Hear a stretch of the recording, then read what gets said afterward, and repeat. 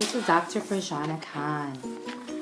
Hope you're having an awesome day. Well, today I'm going to be speaking about parenting. Parenting with teens and children. Now, that's a big hot topic because children are the future. Teens are our future, and we need to do as much as we can to motivate them and help them become independent. The first thing for our children, our youth, we need to make sure there's household rules in the house.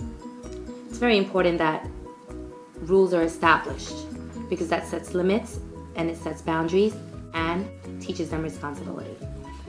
You want to make sure that there's consistency. For instance, there's special meals that's being made at home. There's routines, specific time for homework to be done. You want to make sure there's accountability. You may want to create an accountability jar where when homework isn't being done or chores are not being done, there has to be a specific amount of money that needs to be put in, like $1 or maybe $0.25, that needs to be put into the jar. In addition, there's an X system. This X system works wonderfully, especially with little children, where when there's 3 X's basically. So one X is a warning.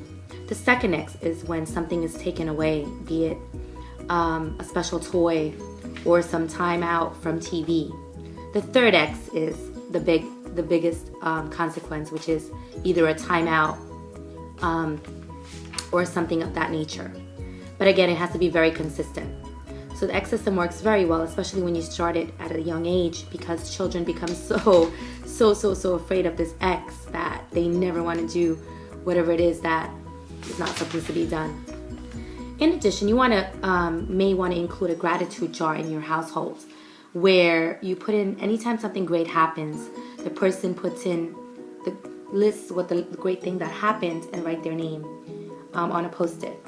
And then on New Year's Eve or New Year's Day, you guys all as a family can open and read the box, what's in the box. This is an amazing way to learn to teach your children to appreciate the good things in life. So those are some things that basic standard rules that you want to apply, strategies you want to apply. But other big factors that you don't want to pass by is, number one, you want to notice your children.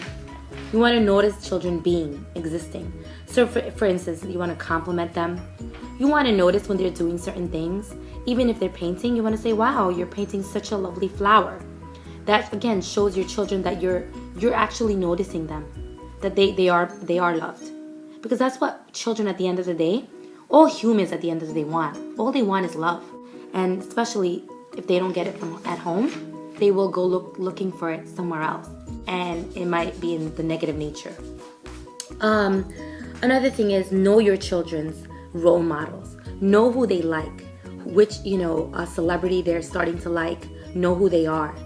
Know who their friends are. Not even just who their friends are, but you want to know who their friends' parents are. Again, what kind of influences are coming into your home, coming into your children's lives, right? You want to monitor their shows, what kind of shows they're watching, right? A lot of shows or even commercials, social media have subliminal messages. So you just want to make sure that you're keeping an eye on that. Also, the music they're listening to, the lyrics, you just want to be aware of it. That's all. I'm not saying don't, let them listen to it, but you want to be aware of what kind of lyrics they're listening to. Know the songs, right? Don't be one of those parents that don't know what they're playing, the video games that they're playing, or they're not. Actually, you should be out there playing those video games with them. You should be out there singing along with those songs to make sure that they are appropriate. That's the kind of parent that you want to be involved. I don't care how busy your life gets. You need to prioritize and remember who is our new future generation, and how are we raising them. Another thing that's important to remember is, whatever you emphasize in the house, your children will emphasize and think is important. So if you're emphasizing love, laughter, traveling, education, prayer, doing good deeds, this is what they're going to know and value for their life. But now if you're over here emphasizing selfies, then yeah, that's what they're going to emphasize too. So you want to make sure that there's a good balance in your household. In addition, you want to make sure that you talk about big things that happen. Because in life will throw you a lot of curves. They'll throw you challenges. Life will throw you challenges. And when these big things happen, like deaths, right? Situations that happen within a family, like with one family member, it needs to be talked about. It shouldn't be a secret, because families need to understand that they're a team. So I know you might think, oh yeah, let me not tell my younger child because they're not developmentally ready. But there's a way to say it in a developmentally appropriate way. But you do need to talk about it. Don't hide it. Don't let it just go to the back burner, because it needs to be talked about. Because otherwise it will stay within the energy of the house, within you, your child. The energies will just be flowing and not passing through. So you want to make sure you have that time to process it as a family. Other things you want to remember. You want to be your child's best friend. Yeah, of course you want to have boundaries, but you do want to be a best friend. You want to give them 100% attention when you talk to them. So listen more. Instead of just going into fix-it mode, when they do talk about their day, or they talk about their stresses and their life in school and with friends, just listen. Just listen, because sometimes all they want you to do is listen. Also, don't become an enabler. Give them chores. Give them responsibility. Hold them accountable. Because you're teaching them, you're giving them future skills, future life skills. Monitor the internet. Don't let them just go on the internet, especially when they're so young. Instagram. I mean, you have little 6-year-olds posing like they're 18-year-olds on Instagram with their puckered up lips. You want to make sure you know what they're watching, what they're posting. Also, you want to make sure you want to model independent behavior. In addition, you want to make sure that your children have a sense of community and belongingness. Especially for teens, you want to make sure that there's a community that they belong to. Sports is a must, particularly between preteens and teenagers. They have to be involved in a sport. Again, it provides them with that sense of community. You want to make sure that you are present at parties.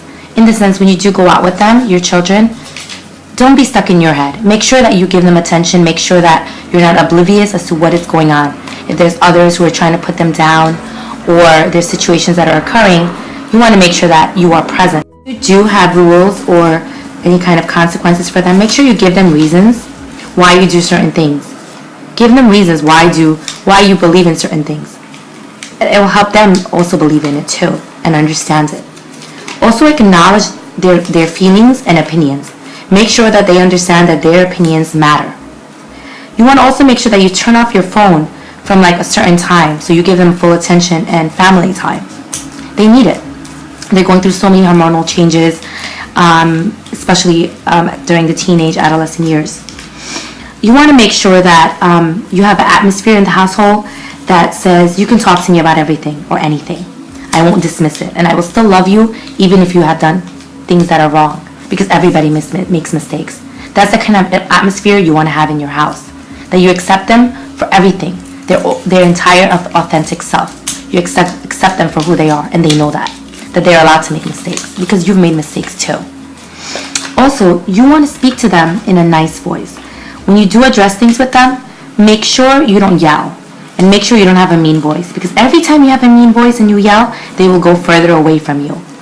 So be nice, but also be assertive and decisive.